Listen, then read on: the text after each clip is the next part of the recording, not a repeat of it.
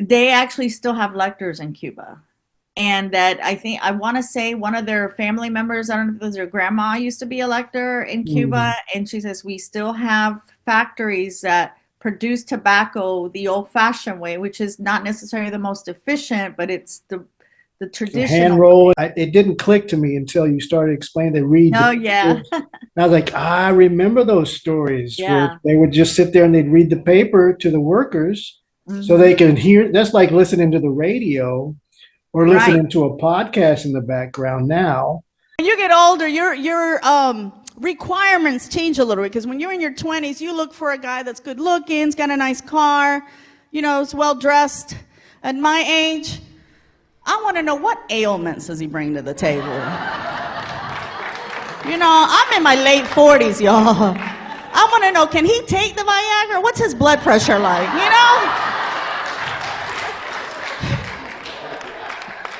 You can't take somebody's blood pressure when they're trying to sleep. Believe me, I tried. Be upfront about that shit, is what I'm saying. Did you just finish doing like a stage reading?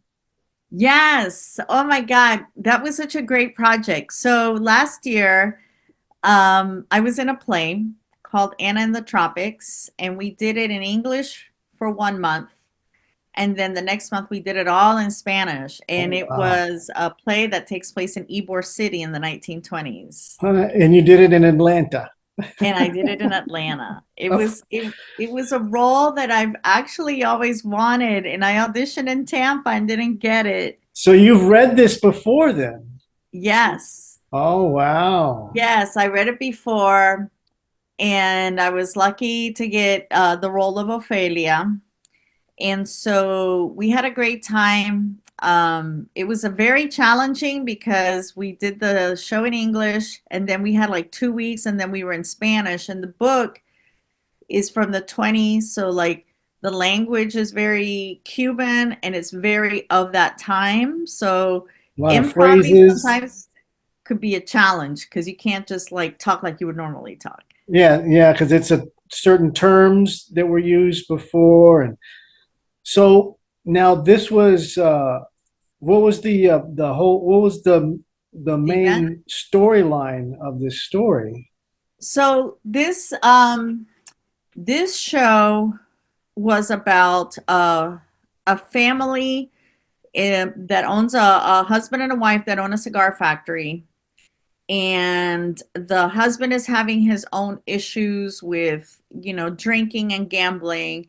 And the wife is kind of running the factory. And in doing so, she hires a new lector. And for those that are not familiar with what a lector is in the cigar factories, they would hire somebody, a lector, to read to the workers as they worked. And sometimes it would be novels, sometimes it would be newspapers, and so on and so forth. So she hires this lector, and when he comes from Cuba to Tampa, um, things just trouble ensues. There's affairs, you learn about people's affairs and just all kinds of different problems, and there's tragedy, there's comedy. It's just an Oh. amazing story. Is this a true story?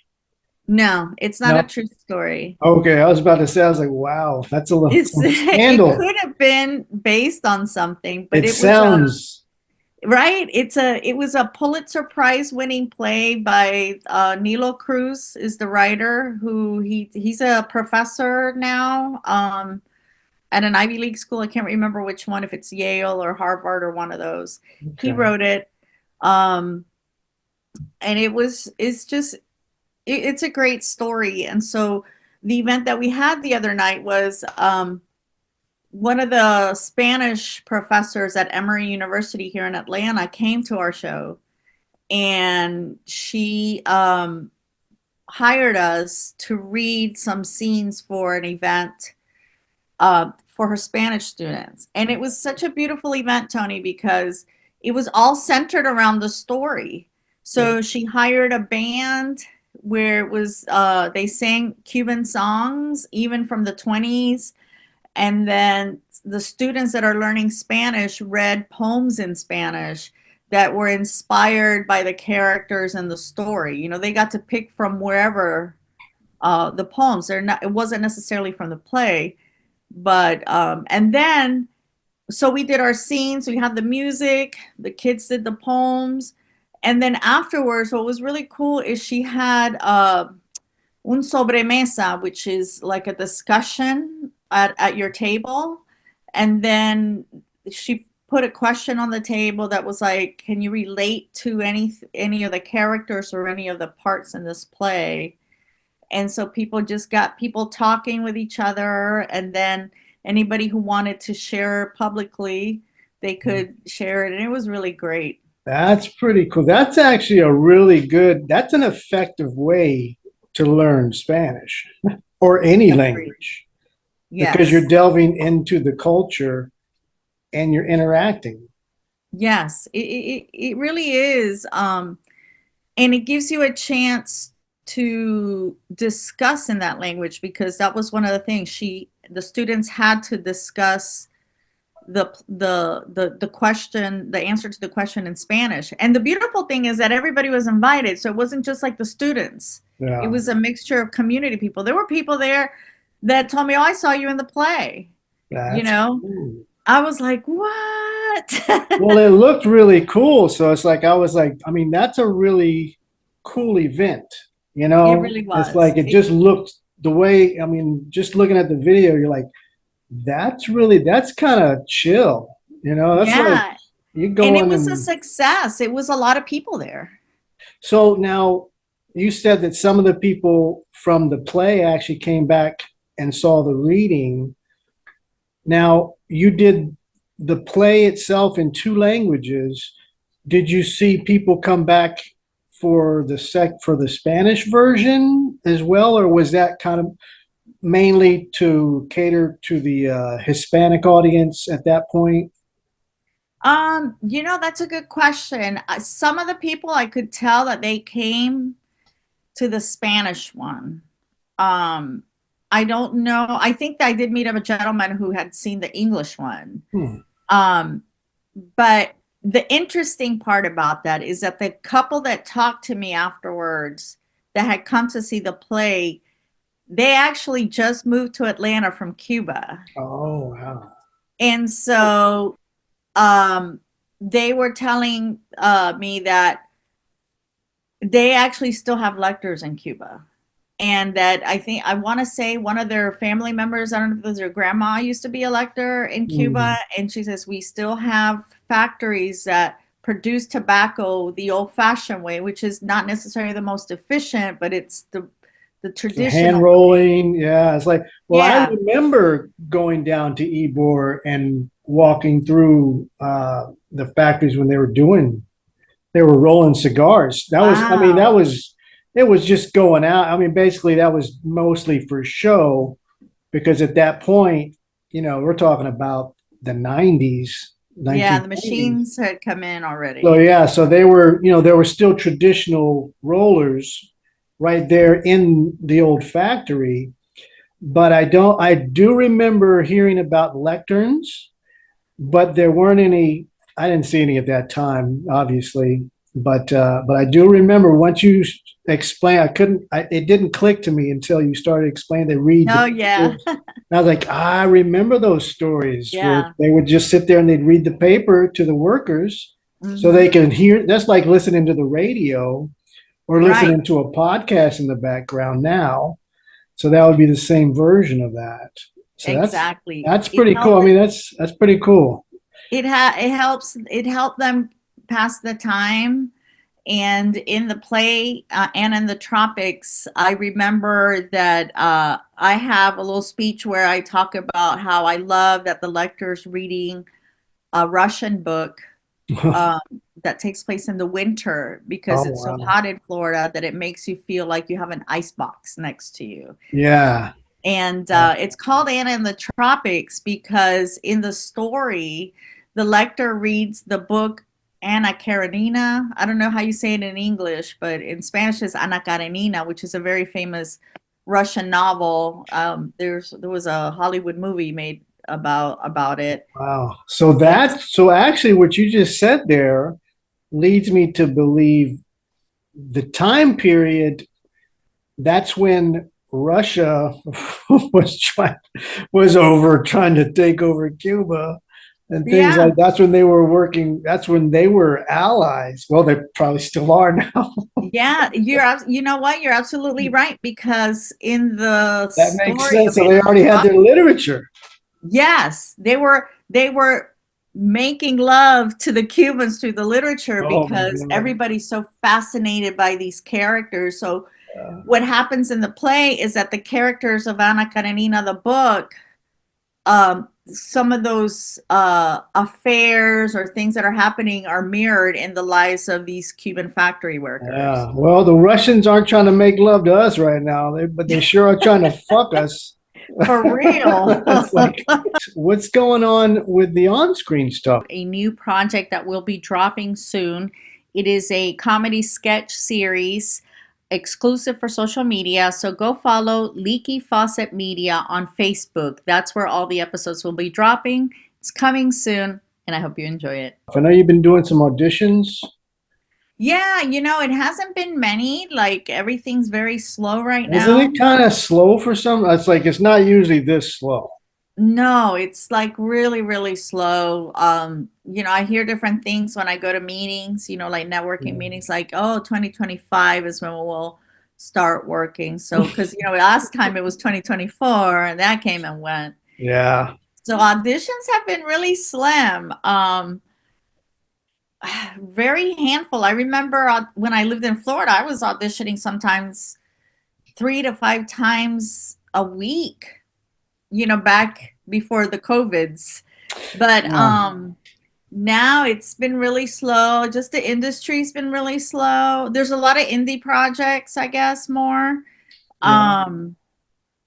So I haven't had a lot of auditions. I recently did do something with the film students at SCAD in Savannah, Georgia. Okay. That's good. So, which, I always love working with students, and you and I think, have the same belief that you just have to work on stuff, no Yeah. matter if it's big, small, just as long as you keep, you grease up those Oh, wheels yeah.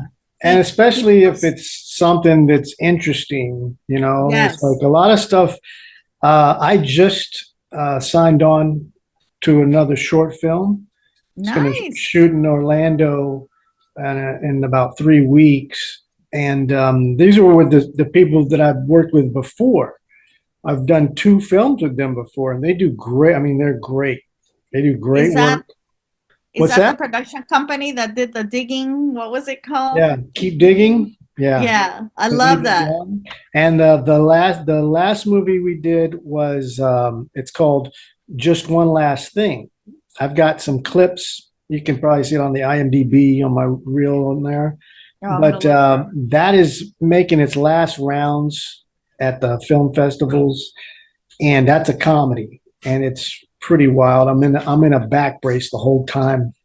Oh my God. I've seen those pictures. Yeah, so I mean it was fun, but they do such a great job, and they offer me another role. They're doing it. It's going to be another short film, but they're doing it because I'm union now. They're doing it under the Yeah. second what's it called, the micro budget. I think it's the micro Yes. budget Yeah, the micro agreement. budget. That's good. That's good. And it elevates their film. That's You what know, I told them. I was like, look, SAG-AFTRA really wants to encourage new filmmakers to work with professional actors. So they've got agreements that will work for you. So at Yeah. first we were going to go with the SPA, which was what I used for when we did Peace Bastard. Oh, That was a SPA contract that we used. But this was for the SPA, they want you to do like 4 to 6 weeks in advance so they can clear it. But with the micro budget, because it's a smaller budget, smaller production, they can clear you within that day, the day you apply. Oh, wow. I knew that it was faster, but I didn't know it was that fast. Yeah, but that one, the only difference is the main difference, I guess, is that you can't join SAG-AFTRA by working that film. It doesn't make you eligible. So if you're SAG, you're obviously you can work it. If you're non-union, you can still work it, but it's not going to elevate you to, to join Yeah. SAG. Unlike the spa. Spa is if you, like our lead actor, our Peace Bastard. Yeah. Before that film, he was like, I believe he was SAG eligible, but with that film, he actually could join. He could submit to join. Nice. So that's I what he love did. that. so, so everybody kind of, you can benefit from that one, but this one actually allows us to work together, and they don't have to compromise what they're doing. I don't have to compromise union status. So I'm doing that. But yeah, with the auditions, I'm not seeing a whole, especially a lot of union stuff down here.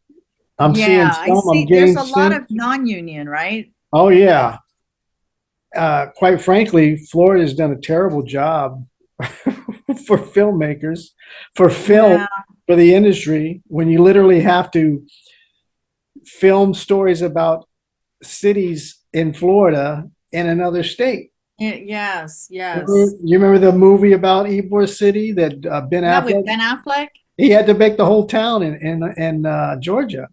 Yeah, He had to rebuild the it's town. it's crazy to me. There was something else that came out. Florida Man.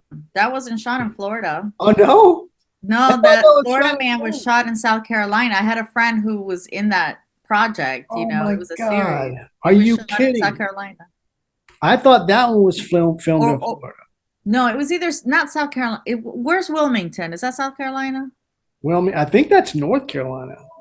Okay, well, one of those. Yeah. It Well, was it's in one of the in the Carolinas. Carolinas. Yeah. It It was in one wasn't of in the Carolinas. Florida.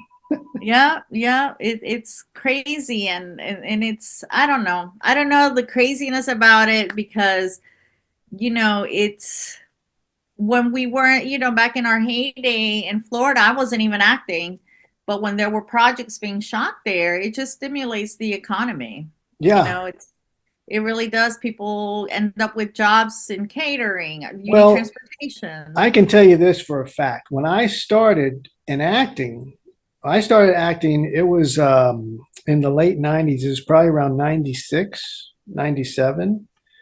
And I was just trying to get on set I was doing a lot of extra work. I mean, I was doing a lot of extra work That's and I was doing a lot of extra work on films and nice. television projects. Like I was very busy doing these extra work. I did That's extra nice. work on Tom Hanks. Uh,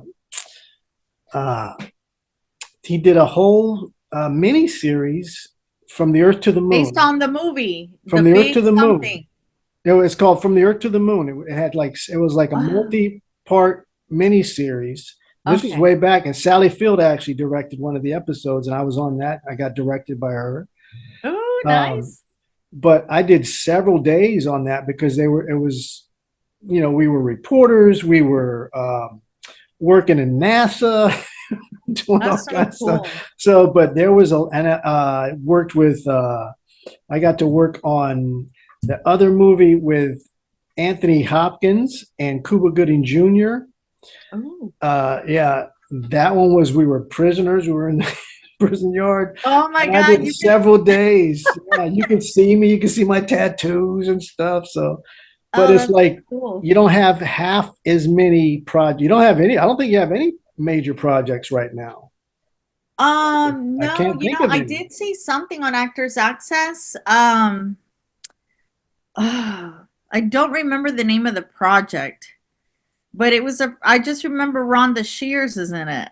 Oh And I yeah, was like, and I think it's SAG. And I submitted, but I don't think I didn't get an audition, yeah. but that's the only thing I've really seen. I can't think of anything that's shooting in Florida. I mean, I know that St. Pete has a little bit of an incentive. Yeah, well, Hillsborough, this area has some incentive. Like if you were to shoot a film, it has to be a minimum of like $100,000, I believe, the last time I looked into it. But you can get a tax credit, but that's after you spend all the money and you qualify. And I mean, I shoot my stuff as low budget stuff, short films, but I can't, if I were someone coming from out of state or shooting in state and I had that budget of over $100,000, Mhm. I could make better use of it and stretch it further just going up to Georgia. Yeah. I mean, it's not that it's like, yeah. And those incentives, are they for union and non-union or just non-union, or do you know? You know what? It didn't specify. I don't think it's It specific to matters, that. They probably. don't care about that because it's a right to work state. It's so they don't believe in unions as it is. Right. So it's not, I don't think it's a question of that.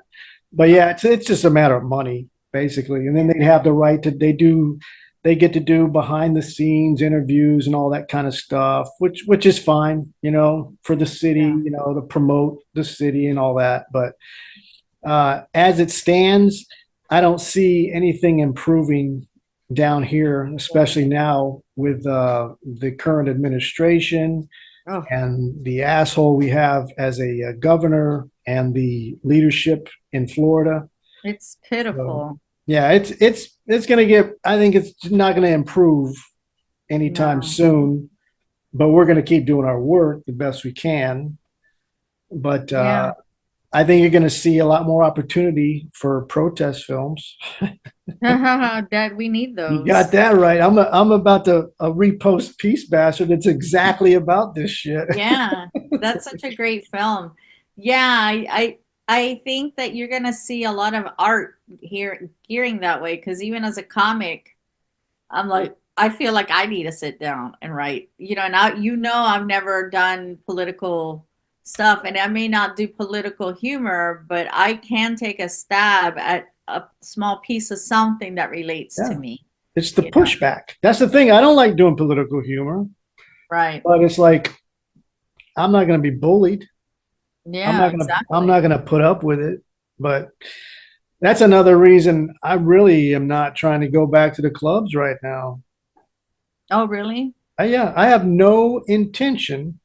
I seriously have no intention on entertaining a fucking idiot that supports this president.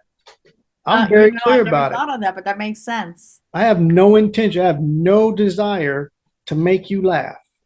I'm not You know, wasting my entertainment abilities on on you. an You idiot. don't deserve it. Yes. I recently saw Arias Spears here in Atlanta. And let me tell you, I thought we were all gonna get shot because he did not hold back, and he No. asked the audience who voted for Trump, and this two men raised their hands, a black gentleman and a white gentleman, and he went in and told them how they were in a cult. I mean, I thought, oh my God, we're all gonna get Yeah. shot, but we didn't. We came out Yeah. fine. And I see what you're saying because Arias came to entertain, but at the same time, he wanted to make a statement and let you Make it know, clear, yeah. I know this because Georgia voted for Trump this year. They ended up being red this year. So Yeah. he said his piece.